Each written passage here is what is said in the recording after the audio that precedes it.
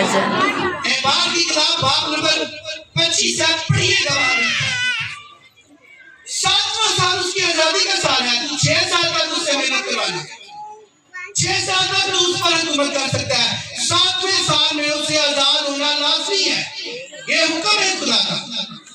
اب نماز پڑھنے کی باری آئی. 7 دفعہ ہوتے والے ہیں. کتنی دفعہ جی؟ اب 7 دفعہ اس لیے تھا کیونکہ اس کے اندر ایمان نہیں تھا. وہ آیا تھا ان روحانی چیزوں کے لیے، چیزوں کے ساتھ جو اس کی شفا کو روکے ہوئے تھی، جو ابلیس کی طرف سے تھی.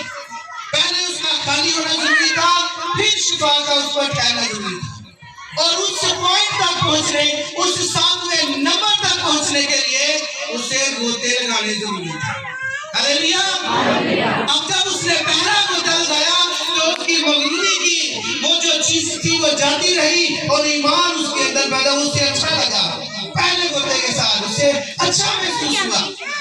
پھر جب دوسرا غوطہ لگایا اور اس کو بہتر محسوس ہوا اور وہ ایمان میں بڑھتا گیا. اسی طرح اس کا ایمان بڑھتا گیا ہر قدم کے ساتھ اور 7ویں نمبر میں مکمل شفا. ہاللیلویہ.